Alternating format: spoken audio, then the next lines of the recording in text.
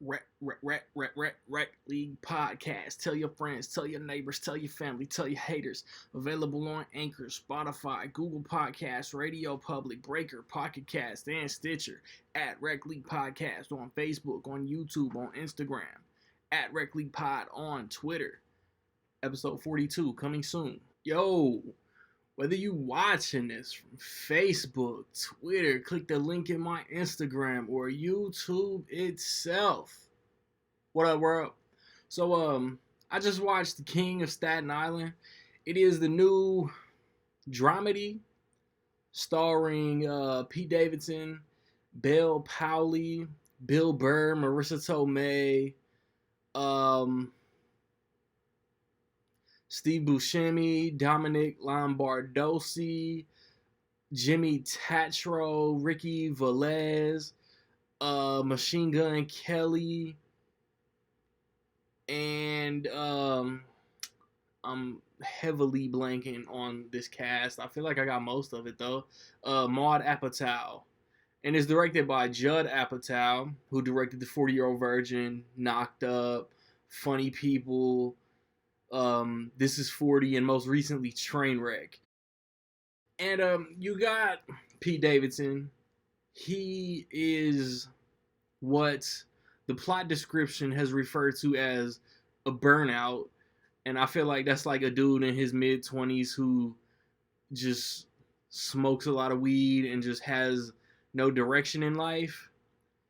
I don't like burnout sounds like super derogatory. He's a dude who still lives with his mom and has no direction in life. At 24, I don't know if it's like that just ridiculous that somebody might still be living with their parents. You get into your 30s, your 40s or whatever, like, man, you know what I mean? And he's suffered a loss. His family has suffered a loss, and that's maybe snowballed into some medical issues, or like I don't think they specify if he had the medical issues before his loss, and then he's not really using it as a crutch. He likes to give tattoos, and he has this ambition to open this. He has this idea for a tattoo parlor combined with something else that doesn't really exist. So he wants to make it exist. He's not taking the proper steps to put that dream into action. And like he hangs out with his dumbass friends. He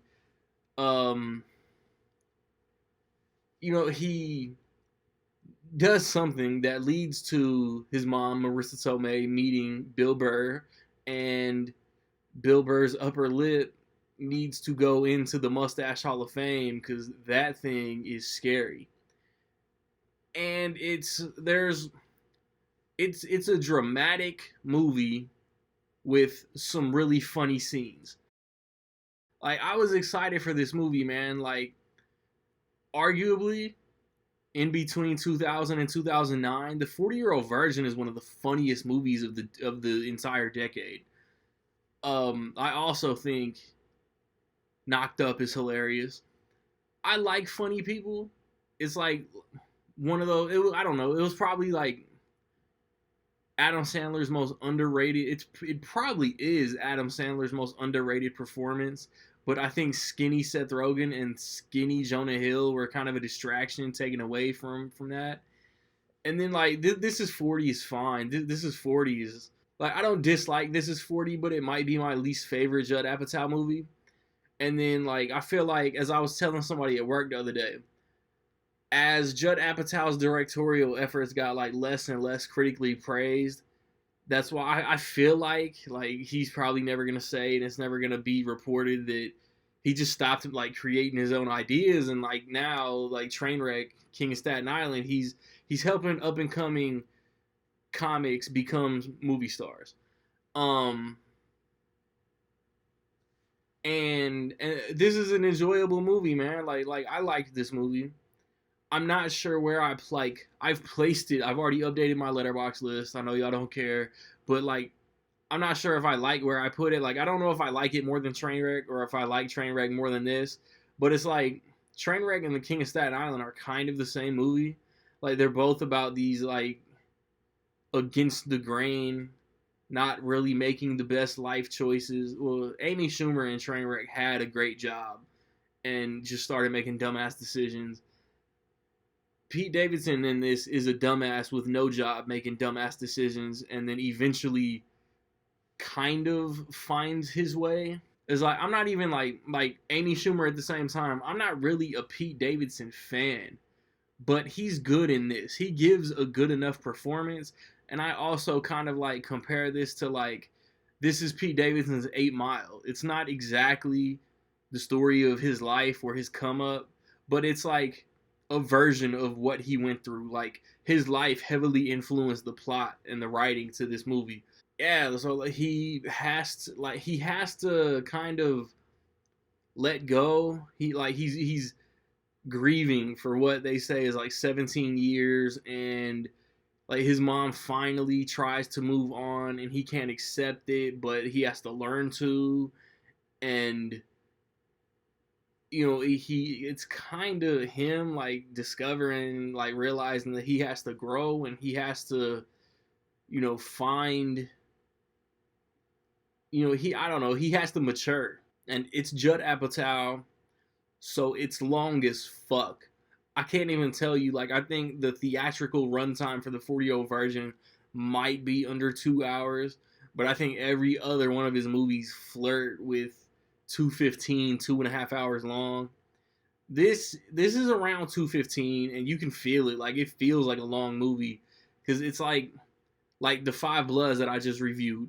That's 2.5 hours, but that's like all content, all character study. Like this has moments that it's just like man, like this could be cut.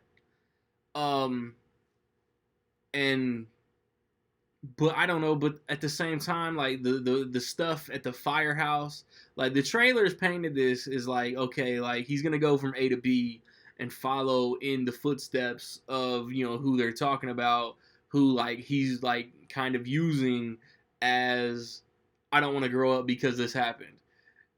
But it doesn't. It kind of feels like it still will for a minute, but it doesn't, and that's not bad. Like I don't think Judd Apatow's made a bad movie. He just tonally is why the tone is why I didn't really like this more than I wanted to. Like I wanted this to be one of my favorite movies all year, but like something just really funny happens, and then it'll shift and get like really dramatic, and you're watching him go about his business, and like there are funny jokes, there are a couple funny quips, but then something really funny happens, and then it'll get drama heavy again, and like that's Apatow's staple. Like a lot of like funny moments with a heavily dramatic tone. Like I'm a little bummed I didn't like it as much as I hoped to, but it's not bad. And if you like the director, if you like Pete Davidson, I mean, it's worth the watch.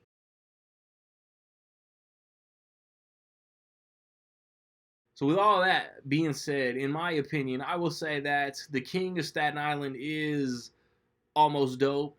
Have you seen The King of Staten Island? What did you think about it, man? Positive, negative, somewhere in between? Let me know. Um, I've like I said recently reviewed The Five Bloods, Justice League Dark Apocalypse War, Scoob, Capone, Trolls World Tour, my most recent reviews, and Trolls is already 2 months old. As I said in my review for The Five Bloods, my next movie review might be when we get back in theaters. Tenet, Mulan, SpongeBob. Now that Wonder Woman got pushed back to October, Bill and Ted, hopefully. Um, Rec League Podcast, episode number 42. We're going to talk about Spike Lee, The Five Bloods, Do the Right Thing, She Gotta Have It, like all his career, man. The NBA's plan. I want to touch upon the NBA's plan to get back on the court. And then RTJ4, man. Like, subscribe, comment. Find me where you find me, man. Don't know where to find me.